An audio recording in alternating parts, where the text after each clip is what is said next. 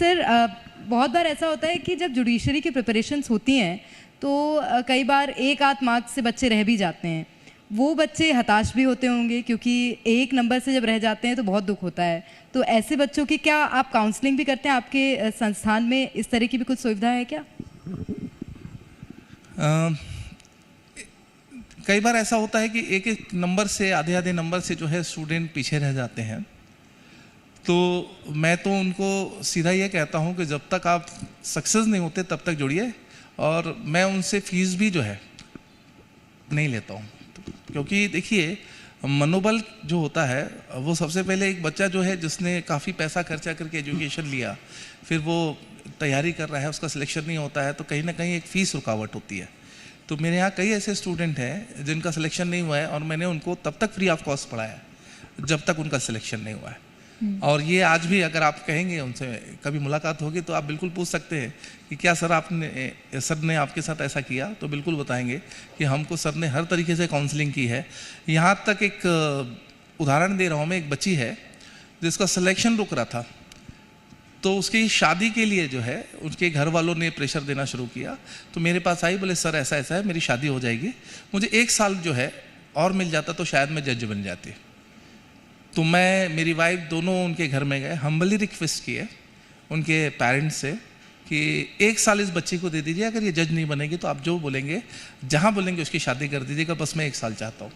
और next year वो लड़की जो है अंडर 20 में सिलेक्शन ली, और उसने एक ही चीज़ कहा कि आप अगर शायद उस दिन मेरे घर नहीं गए होते तो शायद आज मैं जज नहीं बन पाती।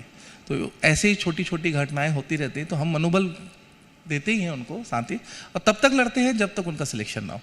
मतलब अनुशासन के साथ साथ आप मनोबल भी देते हैं, क्योंकि एक टीचर का काम ही यही होता है।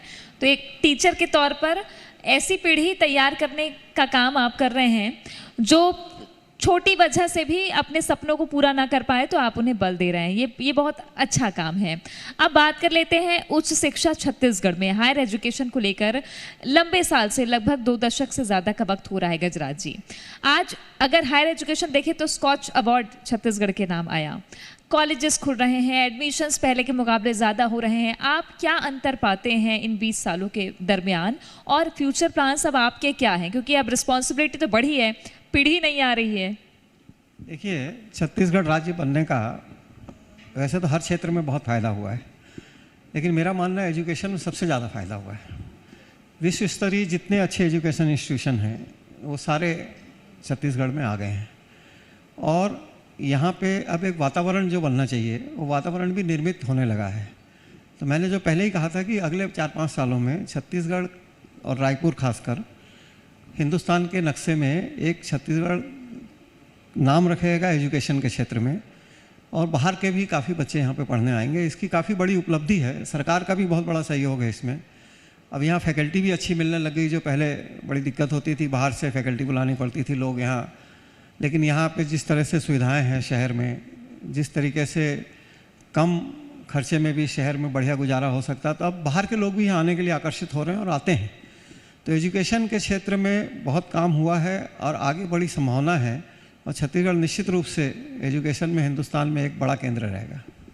फैकल्टीज़ को लेकर के थोड़ी जानकारी दीजिए, क्या आपकी फैकल्टीज़ कैसी है और बच्चे कनेक्ट कर पाते हैं? काफ़ी हमने देखा है, तो फैकल्टीज़ को लेकर क्या आपकी प्राथमिकताएं रहती हैं? फैकल्टी का सिलेक्शन करने के समय हम लोग काफ़ी सतर्क रहते हैं कि ऐसे लोगों को लिया जाए जो जिनका रिकॉर्ड बेहतर हो, जिन्होंने पिछला काम अच्छा किया हो। और अब तो सारे यूनिवर्सिटीज़ में हो गया है कि बिना पीएचडी के आपको किसी फैकल्टी को रखना नहीं है, तो हम लोग उसी स्तर से रखते हैं, और यहाँ पे अब अच्छे लोग मिलने भी लगे हैं। अच्छा, नितिन जी आप बताइए कि आपकी अब आगे के क्या प्लानिंग्स है आपकी लॉ एकेडमी को लेकर? बच्चे आ रहे हैं आपके पास में, सक्सेस रेशियो भी आपने बताया, क्या प्लानिंग है आगे छत्तीसगढ़ के बच्चों के लिए? देखिए, लॉ फील्ड में तो आज स्कोप बहुत ज़्यादा है। मैं तो एक जुडिशरी और सिविल जज हो गया या एडीपीओ है, इसके एग्ज़ाम की तैयारी कराता हूँ। पर जिन बच्चों का यहाँ पर सिलेक्शन नहीं होता है वो एक बेहतर लॉयर के रूप में भी जो है हाई कोर्ट में प्रैक्टिस कर रहे हैं।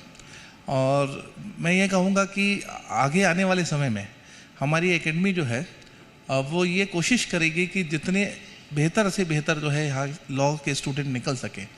सिर्फ सिविल जज में नहीं, देखिए लॉ एक ऐसी फील्ड है जहाँ पर हर जगह पर एक स्टूडेंट जो है अपना स्कोप देख सकता है, चाहे कॉरपोरेट सेक्टर हो, चाहे वो आपका लिटरेसी से जुड़ा हुआ हो, या वो एकेडमिक फील्ड में जाना चाहता हो, या वो पीएससी की तरह जो है जुडिशरी में जाना चाहता हो, वो कहीं भी जा सकता है। तो हम कोशिश करेंगे कि एक अच्छा निर्माण यहाँ से जो है स्टूडेंट का हो, जो सभी वेरियस ऑफ फील्ड में अपना अपना योगदान दे सके। बहुत अच्छी बात है कि छत्तीसगढ़ के बच्चों के लिए अलग अलग विकल्प तैयार हो रहे हैं और जो खुद छत्तीसगढ़ के ही लोग कर रहे हैं, ये अपने आप में एक बड़ी उपलब्धि है। बहुत शुक्रिया आप दोनों का हमारे साथ जुड़ने के लिए।